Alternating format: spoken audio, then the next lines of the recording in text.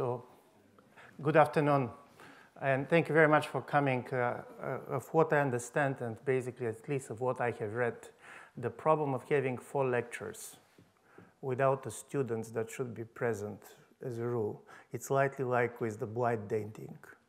The second one is the most dangerous one. On the first, people come out of curiosity. Only on the second, out of interest.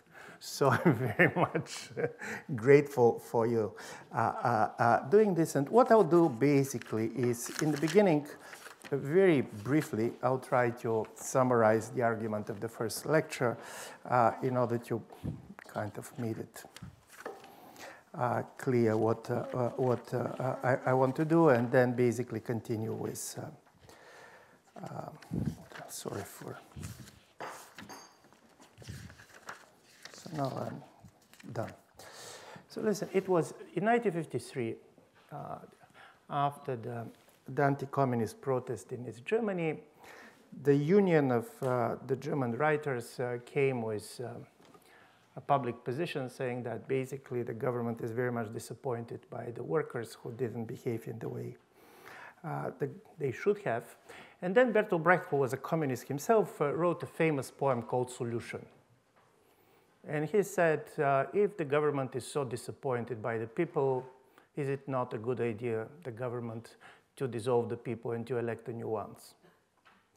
And this is a very important story because in a certain way, in a democracy, people elect governments, but governments are also choosing their people. And they're doing this by basically designing the citizenship laws, by designing the electoral laws.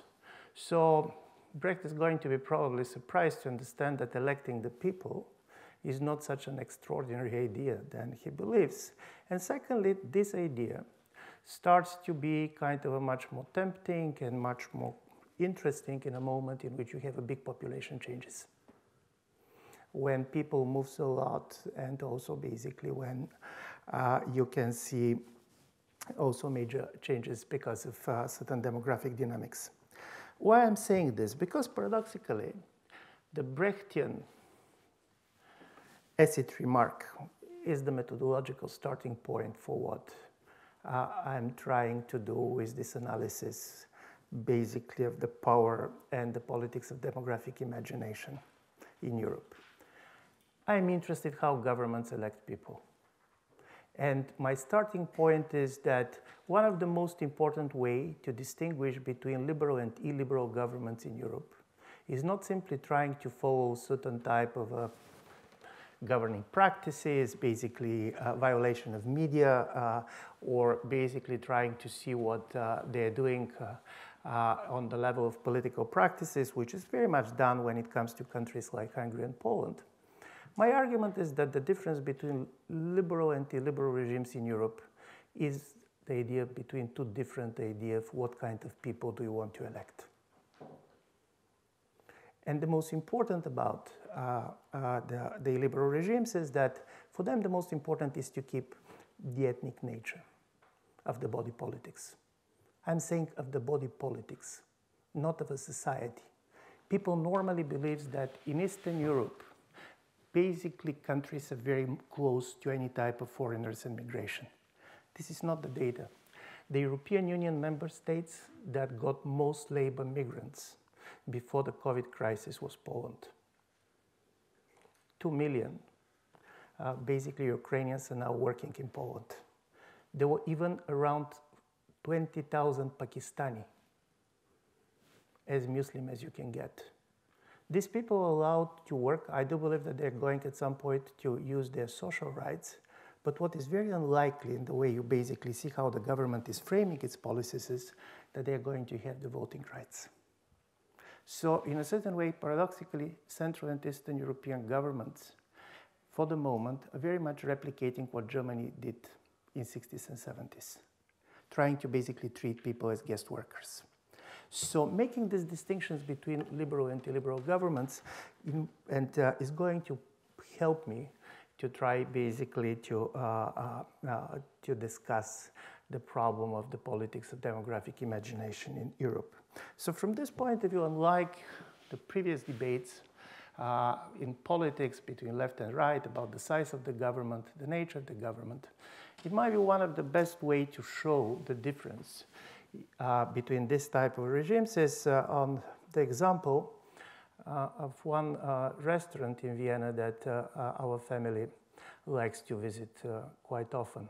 This restaurant some 50 years ago was basically founded by Italians, and this is an Italian restaurant. So it has an Italian menu, it has an Italian music, it has an Italian wine, but during the years, now neither the new owner is an Italian, nor the cook is the Italian, nor the waiters or anybody working in this restaurant is an Italian. None of these people have been in Italy ever, and none of them speaks any Italian. So the question is this an Italian restaurant? And in a certain way, the liberal answer is yes, because of the menu. And then basically the East European answer is no, because Italians are not going to feel at home there. And this kind of tensions, basically of defining what is the identity of an Italian restaurant, is something that is going to very much to resonate during these 4 lectures that I am doing. So yesterday, during my first lecture, I tried to argue 4 very simple things. The first is that centrality of the demographic imagination, and I'll talk much more about this. But I do believe that Hans Magnus Enzensberger in 1992, in a best way, defined part of Europe's demographic imagination that we see today. He talked back then about demographic bulimia, the bottlenecked panic triggered by the fear that at one and the same time there are too many people and not enough people on the same territory. And this is one of the interesting things that basically you're going to see about the world.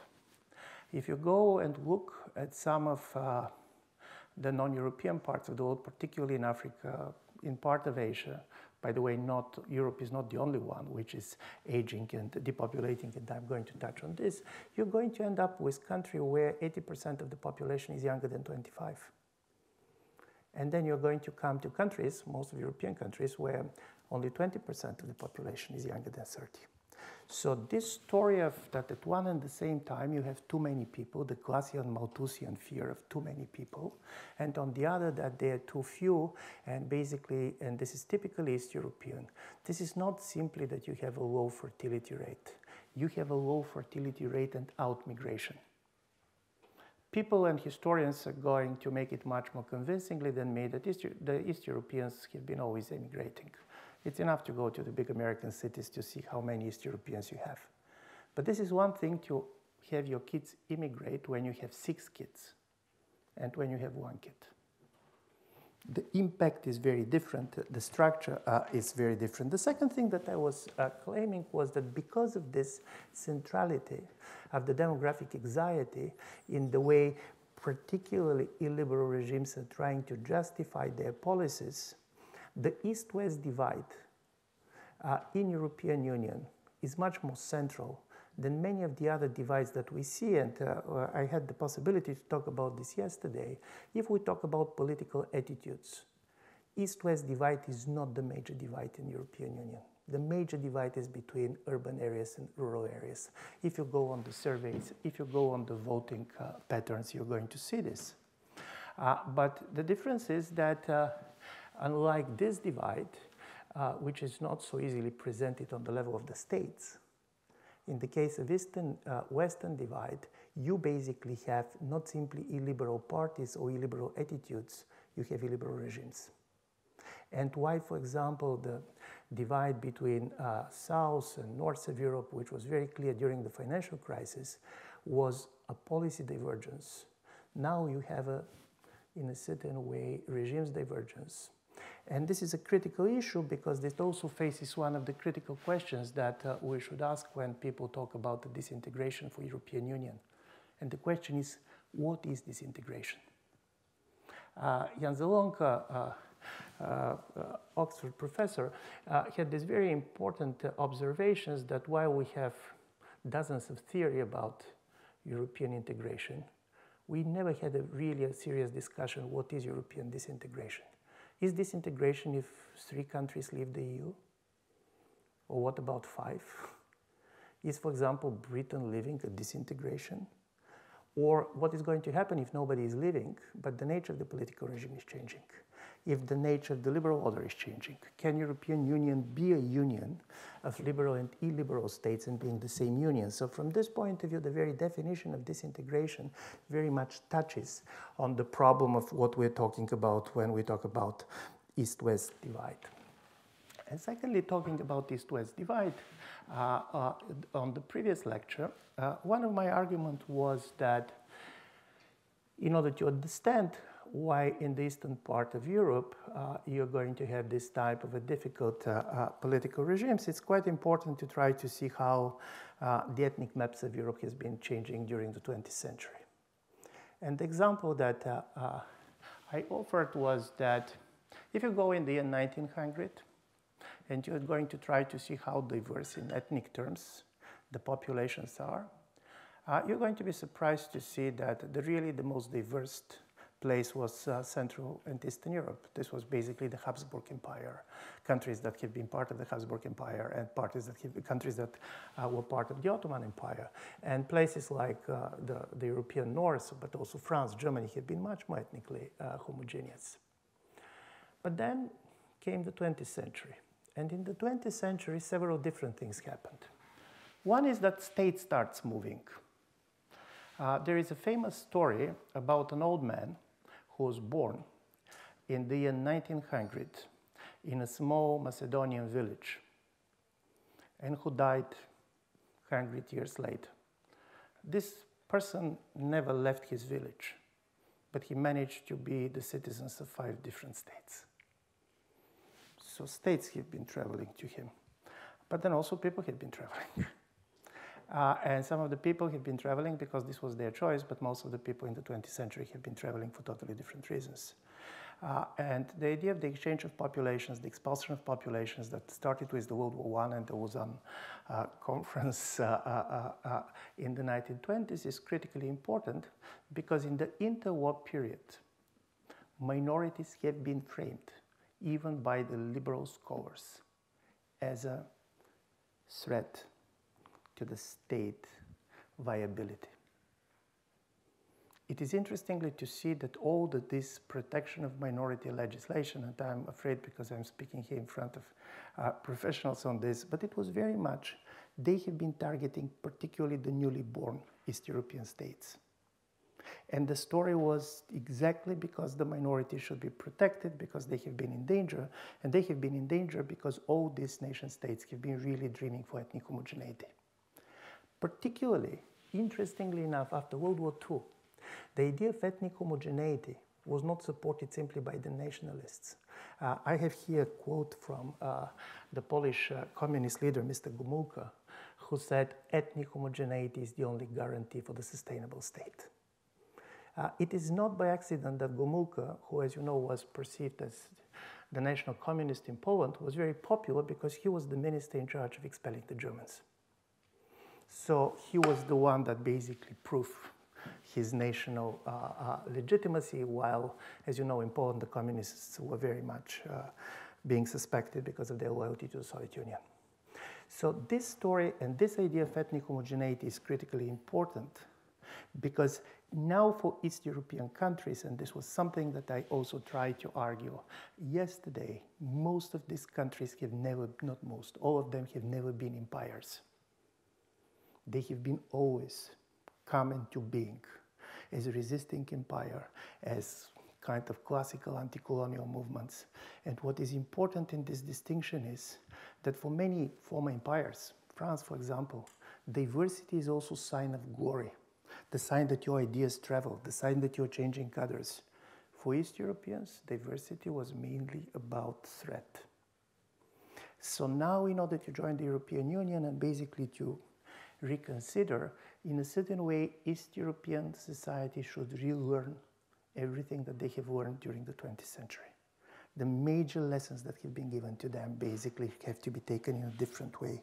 So this is basically where I ended yesterday, and now I'll try to focus slightly more on these relations between democracy and demography, and I'll get out of Eastern Europe. I'm going to give you also some non-European examples because in my view they are much more colorfully demonstrating the problem that I'm touching on. Listen, first the problem of the relations between demography and power is not a new one, and Paris is not a place that I should prove it. It is enough basically to see the French debate after the French-German wars of 1871 and basically everything that goes to the World War II to try to see how much demography was put at the center, and also the fact that demographic decline was perceived as a major sign of decadence was true for nations. It was also true for different social classes. It is enough to read Emile Zola, if anybody is reading it, him, in order to see that if in a novel you try to give an example of a decline of a certain social class, you're going to go to the impotence and the lack of fertility of the representative of this class. By the way, in the Middle Ages, if the king or the royal family was impotent, this was a good reason to rebel. The very legitimacy was very much based on this vitality. I'm saying this because while this is not a new problem, there's three things that I do believe are new. First is that democracy and demography were not very much discussed in these terms. In a certain way, demographic decline and the different birth rates between states was very much discussed when it comes to military aspects. It was about war. But it was never that demography was very much seen of how it affects democracy. For example, questions like, to what extent the structure, the age structure of the population, for example, is changing the way societies think about the future. Can we claim that if you have a voting base that is very much dominated by the older people, we can expect that the time horizon of the decisions are going to be shorter? And listen, this is not an abstract question. On the last elections in Serbia, more than 50% of the people who actually vote have been on the retirement age. To what extent this is changing the way democracy functions? Or the Cambridge Center for the Study for the Future of Democracy discovered, and this was basically proved by several surveys, Yasha Monk and colleagues between them, that the younger generation, both in the United States and Europe, have a much more mistrust towards the democracy as a political regime than any of the older generations, but what is even more important, also compared to all the previous generation on their age. And my question is, to what extent the fact that in most European countries, people who are younger than 30, a small generational cohort, is also affecting this? To what extent the fact that basically you don't have enough young people, because you can see on the level of the street demonstration, on the level of survey, this is not a political generation, just the opposite. They're very politically active. But if you don't have the numbers, you don't have the feeling that in a certain way democracy works for you. So you prefer to make your claims on the street. You prefer different other forms of political activism than simply voting. And this is particularly visible in Central and Eastern Europe, where you don't simply have a younger generation, which is a small cohort, but this is also a generation that very much is tempted to leave the country. And interestingly enough, one of the major kind of a political slogans that comes in a series of demonstrations that I saw in places like Hungary, but even in my native Bulgaria, was either we're going to change the government or we're going to the airport. This classical Hirschmanian exit voice dilemma was critically important, and as we know from Hirschman, exit is much easier than voice. It's much easier if you want to change your life, to change the country in which you're living, than to change the government and to hope that the government is going to change the country in which you're born. And I do believe this is why some of these demographic questions are so important. But also normally, when demography and democracy have been discussed, this was very much in the Malthusian perspective of having too many people and having too many young people. By the way, demography and democracy have been very much debated during the Arab Spring, but from a totally different perspective. you have too many young people. There was no jobs for these young people, and the idea is how stable democratic society can be when you have this kind of a huge disproportion. Keynes was one of the people who believes that basically the connections between demographic transition and democratic transition, the fact that you have a relatively stable populations, is one of the preconditions for the functioning of the democratic regimes. So now we are not talking about population explosion. Particularly in Central and Eastern Europe, we're talking about population implosion. And I have been giving some figures yesterday, but let's repeat the most basic one. And this is the following. Comparing with 1989, the population of Central and East European countries, which are members of the European Union, have shrank by the size of around, if you basically see the people, the number of less people who are living in our countries today, it is equal to, if it was a country, this country was going to be as big as the Czech Republic and Hungary taken together. In my view, the scale is quite important to imagine in order to understand why it's so easy for some political leaders to play on these demographic anxieties.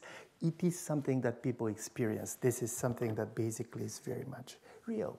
And the other, of course, aspect in which demography had been very much discussed was with the relations to the welfare regimes. And by the way, the economists have been discussing it all the time for a very long period of time, and the major story was that there is not young people enough in order basically to try to keep the welfare system functioning. Nobody is going, there is no people to pay the pensions of the older members of society. I'm saying this because this is a kind of a classical liberal paradox. Open liberal economy presupposes open borders, basically migrants coming. But it is the liberal politics that is the major way that it is not going to allow this to happen. And this discussion was very important, and this is not European discussion only. You have the same discussion in countries like Japan and South Korea, and I'm just going to give you some South Korean numbers to try also to make one more point why these distinctions and this type of correlations I really believe is quite critical. In South Korea, basically you have, for the last year, 0.8 child per woman. In order for society to reproduce, you need 2.1. Even more, around 40% of the population now are living in a single households. I'm just trying to push you to imagine what it means for the economy. According to the demographic projections, in 30 years, the population of South Korea is going basically to lose half of its population. Secondly, what it means basically for the electoral system, but certainly even in cultural terms. This is a Confucian society. Everything was about family values. And I'm not going to discuss how it happened and why it happened. Just keep in mind that the government is investing 25 billion per year to try to reverse the trend. I mean, free kindergartens, all these ways to try to make it easier for the families with two working persons basically to sustain. And reversing this trend is very difficult. So this is, by the way, the major difference between Asia and Europe on the basis of what I'm reading is that for them, the first response is not so much connected to migration, but automation. So basically, forced to choose between foreigners and robots, Asians go for robots. This is also an interesting cultural choices, but they're there. I don't want to generalize, but this is kind of something that is interesting too. Secondly, when we talk about demographic imagination, and demographers are very good at this, they said, listen, people, they don't know what they're talking about. First, many of the things that we talk are just fantasies. Some of these projections are not going to happen in the way they are. They are projections. This is like with the COVID-19 projections. You remember in the beginning you expect 1 million to die, 2 million to die. But here is the difference. And the difference is that people already start living with these projections. For example, if you're going, there was a study asking the Americans what is the percent which they do believe is the percent of the American citizens who are not born in the United States. The average number that came was 37%. The reality is around 14%. when you basically ask in France how many of the French citizens are Muslims, the average response that came was 1 of every 3rd. But the reality is 1 of every 13. So from this point of view, this is not exact numbers that push the imagination, but this living in the world of projections, and these projections now are more and more becoming part of the public sphere. They're much more fueling this imagination. And there was a very important study being done in 2014 among 2 comparable samples of American whites. And one of the group was asked to read the projections of the census, how is going to be the structure in racial and other terms of the American society. And they're going to read this, the official report of the American government, that in around year 2044, you can expect that basically it's going to be a minority-majority society, which means that the white race is not going to be the majority group. And the other, absolutely comparable sample, didn't know this data. And then there was a question being asked to both groups, how they feel about foreigners, about restricting immigration. The results were dramatically different.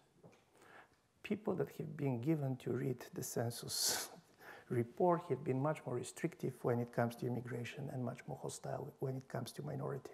So from this point of view, obviously, being a majority, particularly in a democratic system, keeps a certain level of power that we are kind of starting to understand now, exactly because demography became such more visible and so much seen.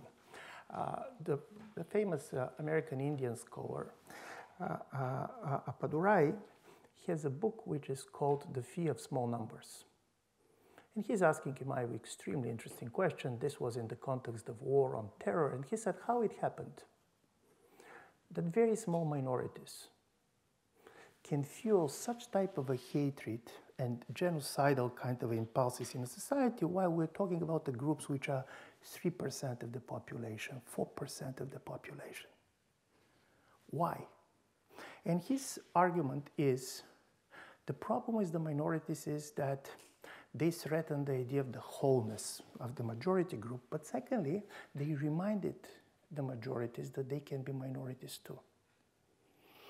And this story, this fear of the threatened majorities, in my view, is one of the most important factors in European politics that we are seeing as a result of this demographic majority. And in order to illustrate the political implication of this, I'll go to the United States and try to give a certain interpretation of certain things that happened, particularly in the last year after the presidential elections. So after the elections, on November 14, the Fox News have been reporting a big rally in defense of President Trump, who basically was insisting that President Trump should not accept the election results. Nothing new about this. By the way, in Albania, for 30 years, only once the party that lost the elections accepted the results. But what was much more interesting was that the major slogan on the rally was, if they're going to steal the 2020 elections, they're not going to be 2024 elections. The idea of the last elections is something that is new, because listen, there were much more contested elections in history than the American elections in 2020. But the question is why we see more and more places in which elections are contested, and secondly, where the idea of the contested elections comes. Why you're not asking to vote again, why you believe that if these elections are not fair, they're never going to be fair elections anymore.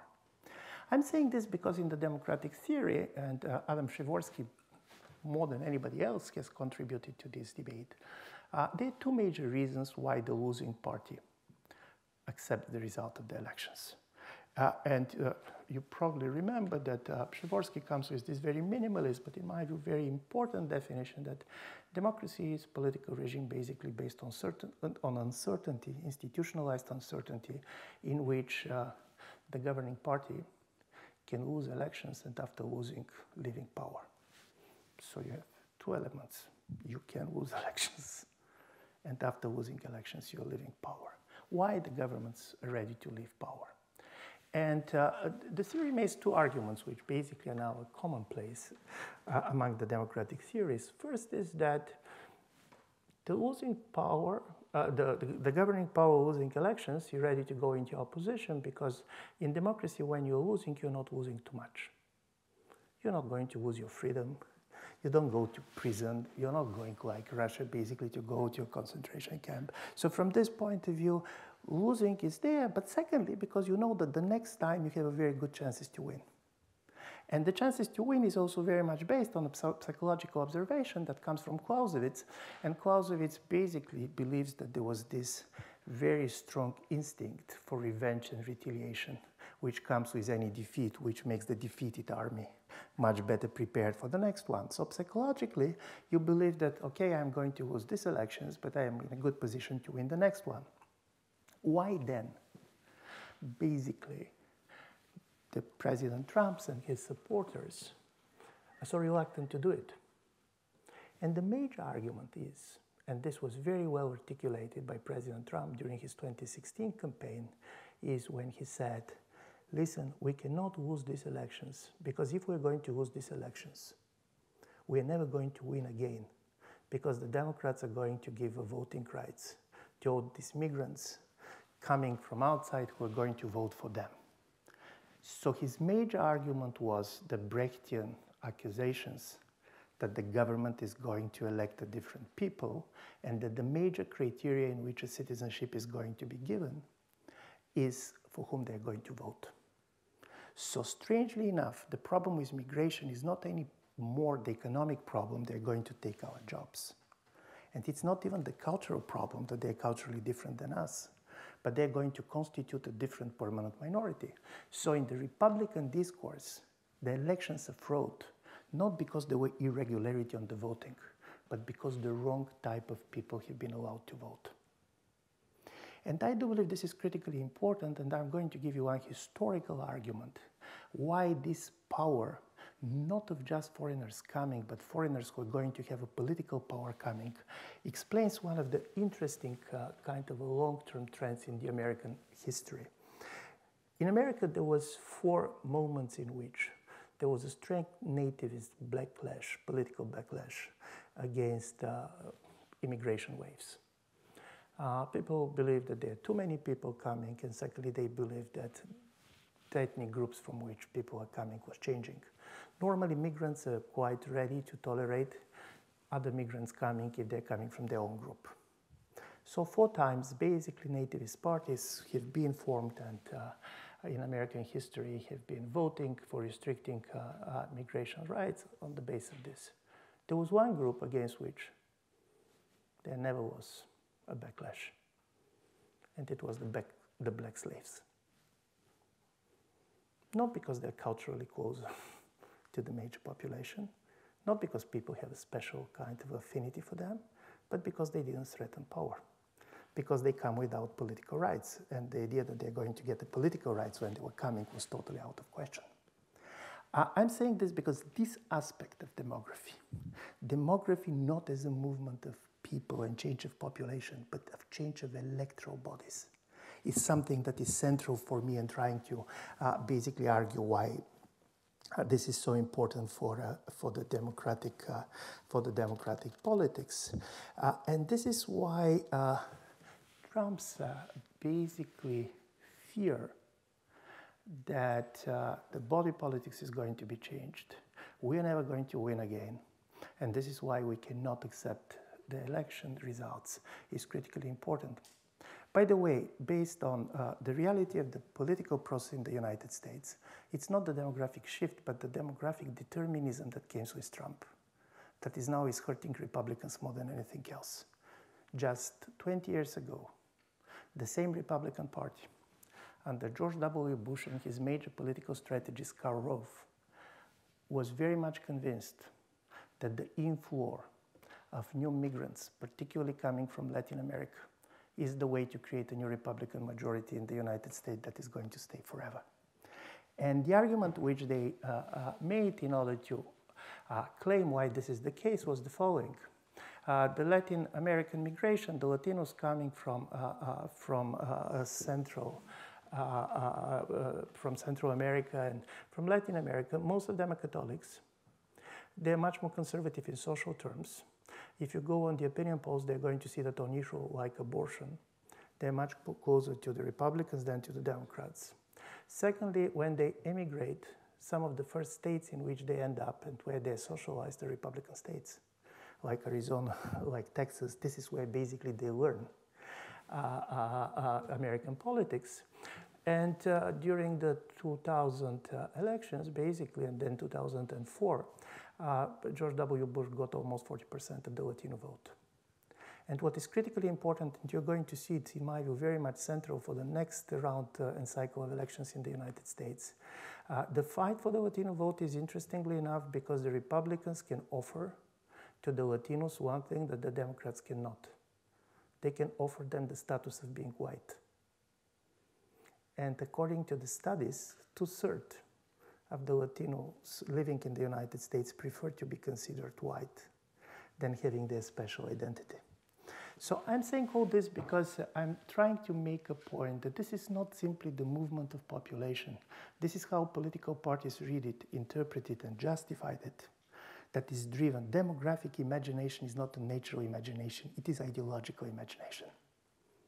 But this ideological imagination has a very important real-life experiences. And in the case of Central and Eastern Europe, it's much more interesting due to the fact that unlike in the West, this is not so much the fear of migration only, but also the fear of depopulation, basically the fear of ethnic disappearance. That is very, very strong, and this is rooted in a demographic decline. This is also rooted in history. It's enough basically to hear the anthem of Poland. Poland has not died yet. And to imagine basically that France or United Kingdom is going to have an anthem with this text in order to show that all these small East European nations basically have been always in a survival mode. And this survival mode is very much explaining the power of this type of a demographic arguments when it is used, be it by Mr. Orban, be it by Mr. Kaczynski. I started yesterday with a novel, and I want to end today with analysis of a short story. The novel was a Bulgarian novel that you don't know. This one is an old science fiction short story that you don't remember anymore. It was Isaac Asimov's story, and it was called Franchise. And this is the story of the American elections in the year 2008. It's very nice because this is the year when Obama was elected. And this tells the story of the only voter that decides the elections. It is 2008. Technology has very much improved. There is this very strong computer who has this beautiful name, and the name of the computer is called Malvek. And this computer, it was published in 1955, so the notion of the big data was not available then, but basically it's about big data. So the computer is very much selecting all the preferences of the population. And you have a real campaign. You have a candidates. The candidates are campaigning. But then the computer is getting the preferences of the people on the basis of what they're doing, on the basis of how they react. And then on the election day, nobody is voting. But there is one person who is a swing voter living in a swing state. And this one person is going to have an interview with the computer. He's even not voting too, but the computer is asking him certain questions because the idea was that we know the preferences, but now we try to see the intensity of the feeling of this type of swing voters. And after having the conversation with this only voter in the American elections, he has a name, he has a story. Of course, he's a white male living somewhere in the Indiana, in the Midwest, and very happy man with a happy family and a small kid, as we know from Asimov. But after talking to this person, who is the hero of the day, he's on television, everybody knows that he's talking to the computer, it is announced who is the next president of the United States. So the interesting story of this totally rationalized idea of democracy is that people have choices, but people don't vote. People's preferences are taken into account, but votes are not counted. So the interesting story is that you have a democracy with invisible majority. Majority cannot celebrate. Majority cannot be on the street. There is all the expressionist part of the democratic political system is there. And I'm saying this because in a certain way, in 2008, and all years after this, we saw the democracy moving in a different direction. It is very much the vote. It is much more polarized society. It is basically one party remaining, basically winning and the other losing, is what we see in the identity politics, and part of this identity politics is very much based on demography and demographic imaginations and identity based on ethnic, on race, on kind of a very strong idea to express your identity. This fear that in a democracy, in order to keep the consensual nature of the regime, majority should not be visible, in my view, is quite interesting in this utopia or dystopia. It depends how you're reading Asimov. And this is where I come. European system is very different. The fact that we have a totally different electoral system based on proportional representation, I have been very much following to what extent this is an issue, for example, in Germany. Is anybody going to try to give a citizenship if you're a political party based on for whom you expect this party to vote? And you're going to see that this is not the case. Basically, predominantly, different minority groups distribute their vote in the way society as a whole. It is other factors that, for example, explains why, at least in the beginning, the first generation of the voting German Turks have been much more voting for the Social Democratic Party than simply the representation of a kind of a Turkish ethnic identities. But the very fact that in the demographic imagination, we treat minorities as if we know how they will vote, is what is changing the nature of the political regimes. And I'm very much going to talk about it in my third lecture, because as you know, they're going to be third and fourth, and I'm trying basically not to tell the story. I always believe that if there are four, they should be like a detective stories. We should shift. We should try to surprise. But this is why I'll try to go, and particularly in the third lecture, try to make these very much distinctions between what kind of a problem these two different ideas of people, one coming from the liberal political regimes, in which you try to represent as much as possible the diversity of society in political terms, what kind of problem this presents, and what is going to be the problem coming from political regimes that are ready to open their labor markets, but they are not ready to open their body politics. And in order just to give you a glimpse for the third lecture, in a hope that you're going to come to it, imagine a country like Bulgaria, could be Poland, could be Romania, where in 20 years, 20% of the people who are going to work, 20% of the people on the labor market are not going to have political rights. 40–50% of the voters are going to be on retirement age. And another 10–15% are going to be Bulgarians living in Paris or London, so they can vote, but they're not going to pay taxes in the country. How democracy is going to function with this body politics, and secondly, how it happened that the existence of the European Union makes it much easier for this type of a construction to come. And I'm saying this because I'm Bulgarian living in Vienna. I'm living now in Vienna 12 years. I'm voting for Bulgarian elections. I cannot vote for the elections of a mayor of Vienna, even not on the Austrian elections. What you probably don't know is that 30% of the Viennese are like me.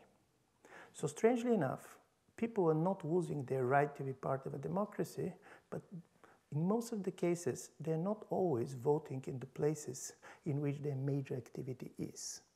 And the fact that you're not non-voter, the fact that you're basically a part of political life, But then when you see, and there was a surveys being done, how the election results were going to be different in Vienna if people like me were voting, and they're going to be different, put you one of the interesting stories from political perspective of how demography, democracy, and European unions replace. The fact that you have this big legal European space in which I can enjoy rights, very much kind of divorced from the fact that I'm voting and part of a certain political community, in my view comes to the center of something that I find so important of the role of the demographic imagination. So probably I'm going to end up here. This is a strange instinct of somebody who has been always giving 45 minutes lectures. And I knew that it should be 1 hour. But this is stronger than me. I don't know, this is very much strange because you have this kind of a clock in you. So I should stop here.